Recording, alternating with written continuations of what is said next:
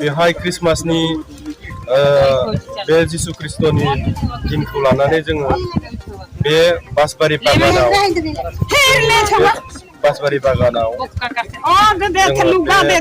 खमबल राननाय हाबाफारिखौ लादोंमोन। बेयाव जोङो बे ओनसोलनि बे एरियानि गोरिब गुन्द्राफोरनो जोङो दिनै खमबल राननाय हाबाफारिखौ लादों। दिनै बेयाव 50 खानसो खमबल रानदों बिथांमोन ख्रिस्ट' सिबियारिफोरनो। आरो आङो सिगांनिफ्रायनो मिथिखायो नुखायो जि आंनि न'आ बे खाथियावनो बिथांमोननि बागाननि खाथियावनो।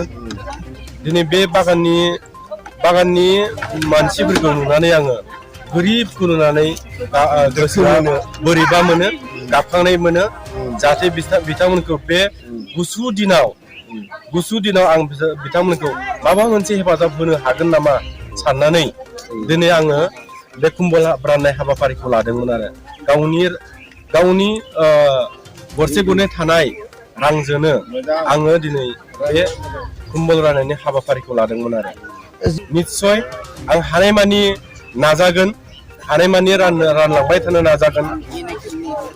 आंहा जेबो बेबायदि लुबैनाय हास्थायनाय गैयादि आङो जि गरसे गरनै थाखा खामायनो हायो खस्थ' खालामनानै बे थाखाजोंनो आङो बोसोराव मालाबा थैजासिम बेबायदि प्रग्रामखौ लालांगोन होननानै आं गोसोआव साननानै लायो। आरो आङो बेखौनो खावलायनो लुबैयोदि जाहाथे जोङो बेबायदि गोदान बोसोरनि नाम लानानै मानसिफोरा जाला लोंला खालामलाबायनो नाङा। बे जाला लोंलाखौ जोङो खालामनांगौ गोदान बोसोरनि मुङाव खालामब्लाबो जाहाथे भद्रथा भाबै जायो लोङो बेबायदि जाला लोंला खालामनानै नांलाय खमलाय खालामनाङा। आं बेखौनो लुबैयो।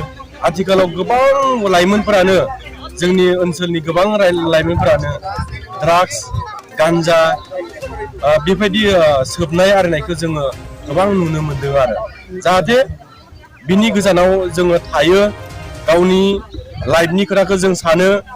जोङो बे बुहुमाव खेबसेल'सो जोनोम मोनो। बे खेबसे जोनोम मोननायखौ जोङो गावनि जिउखौ अनसि सोलिलाङोब्लाथाय जोंनि बे ओनसोला बे एरियाया आब्रुथि गोनां एरिया जागोन होननानै आं सानो। आरो